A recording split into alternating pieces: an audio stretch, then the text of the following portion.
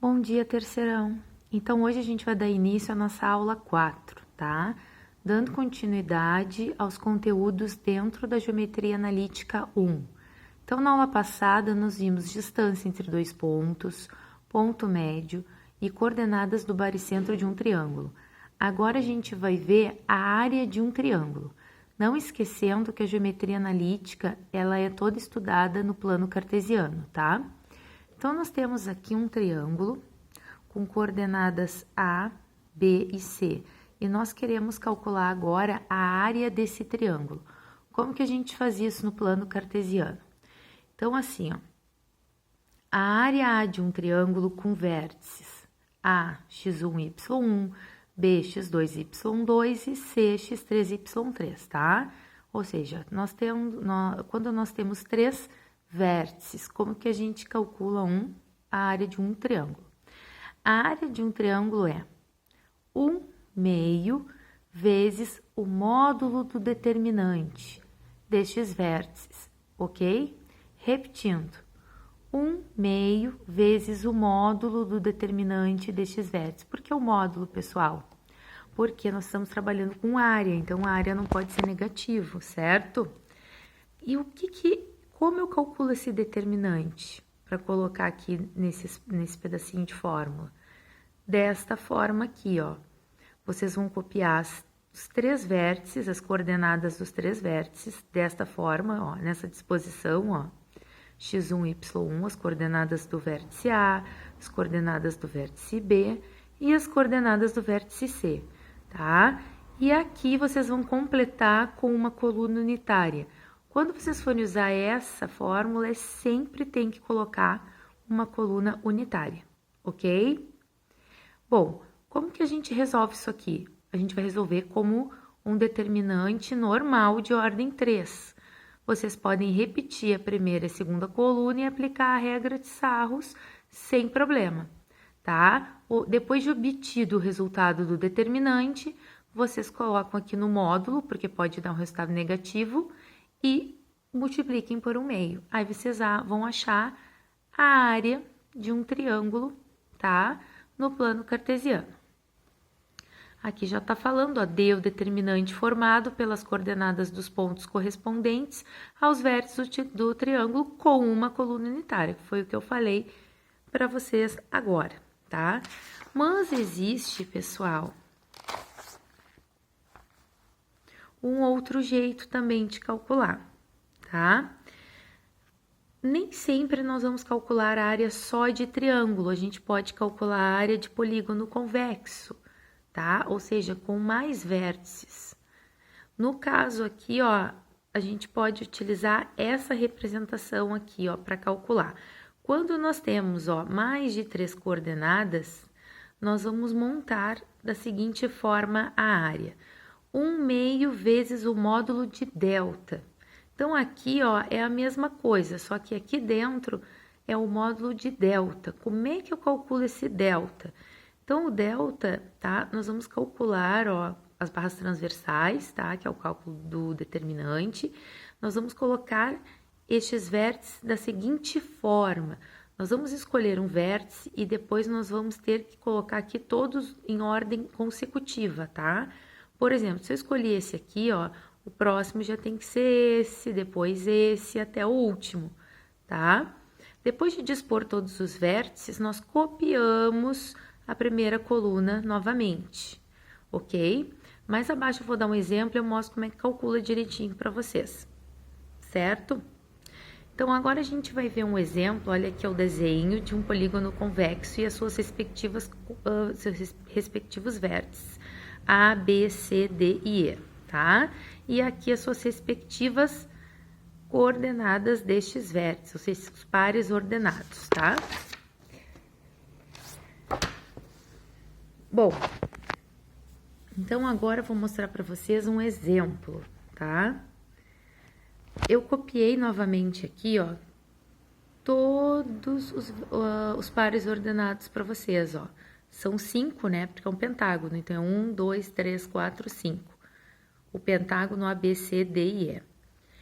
Usando a fórmula A área do pentágono é igual a 1 meio. Por que tem duas barras? Uma de módulo e a outra do determinante, certo?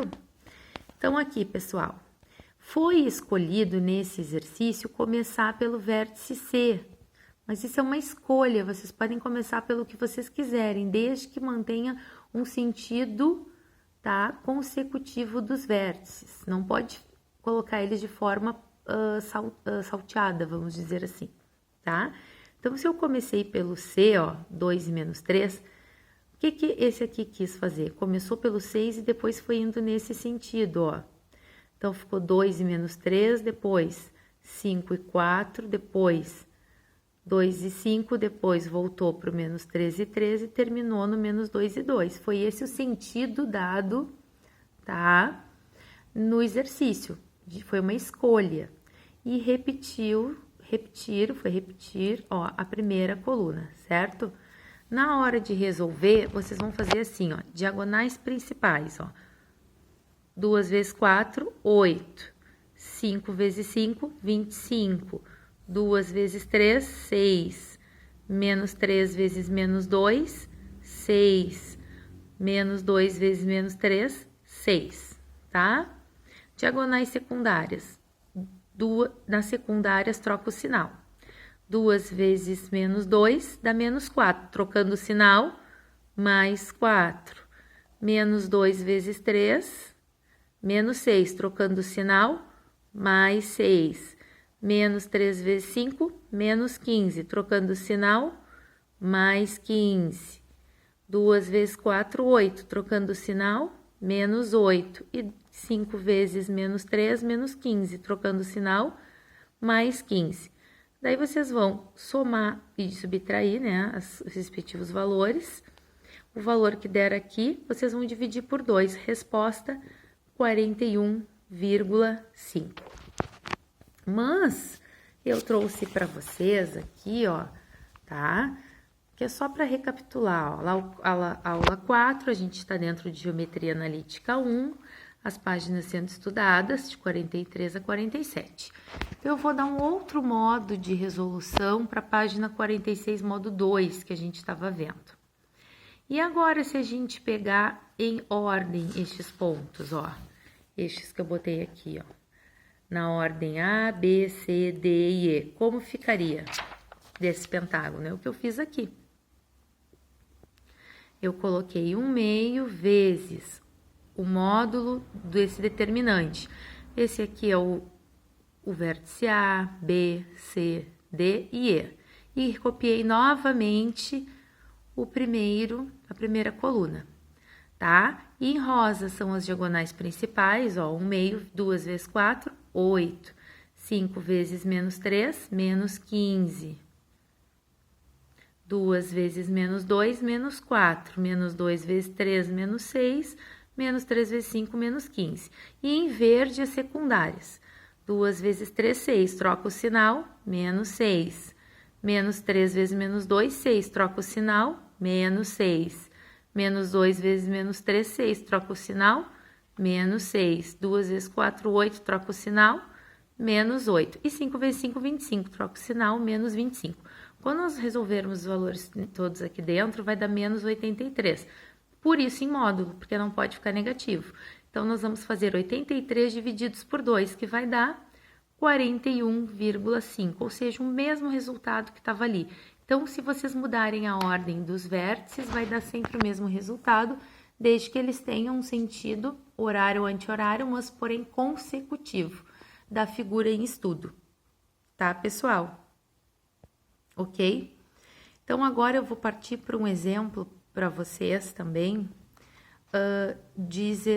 Não, aí só um pouquinho. Agora faltar só mais uma coisinha, tá? A condição de alinhamento para vocês. Outro exemplo. Tá? A última coisa que eu vou falar agora na aula.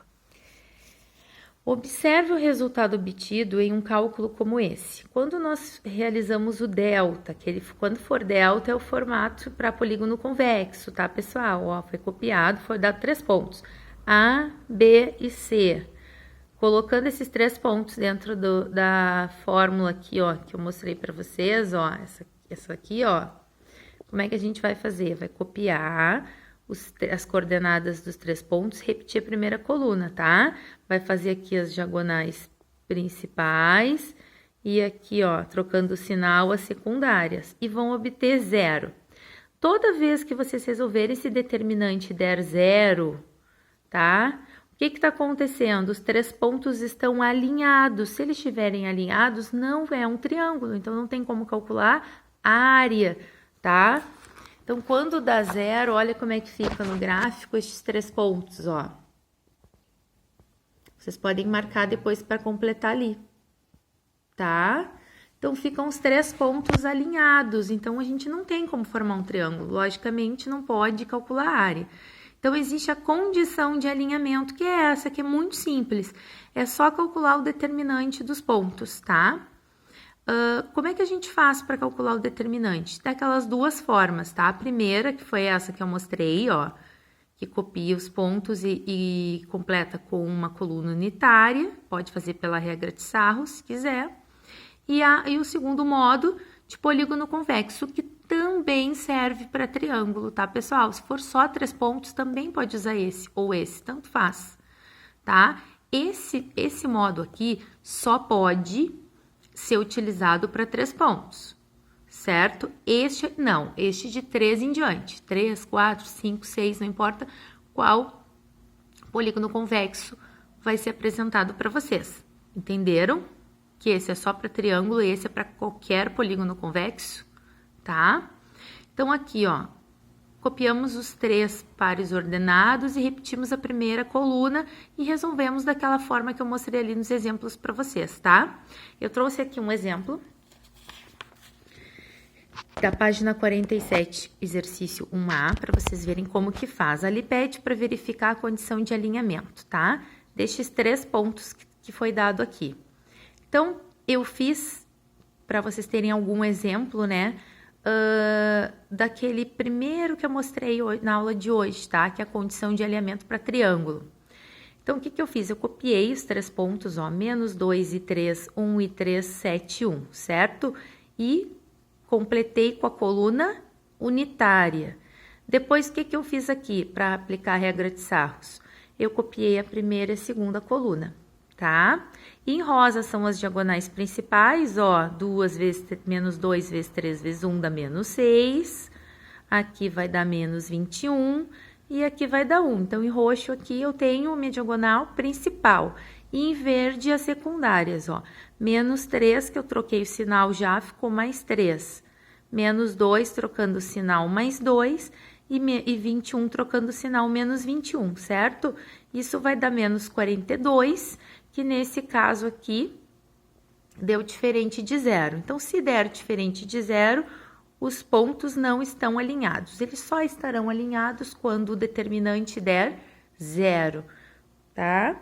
E fiz esse mesmo exemplo, ó, do outro jeito, para vocês verem como pode ser feito de 2 formas, tá? Coloquei os nossos 3 pares ordenados aqui, ó, menos 2 e 3, 1 e 3, 7 e 1, e copiei a primeira coluna. Essa já é aquela condição para polígono convexo, tá? Em rosa, as diagonais principais, ó, menos 6, 1 e menos 21. E em verde, as secundárias, ó, menos 2, trocando o sinal, mais 2, 21, trocando o sinal, menos 21, menos 3, trocando o sinal, mais 3, menos 42. Gente, dá o mesmo resultado, tá? Só são métodos diferentes.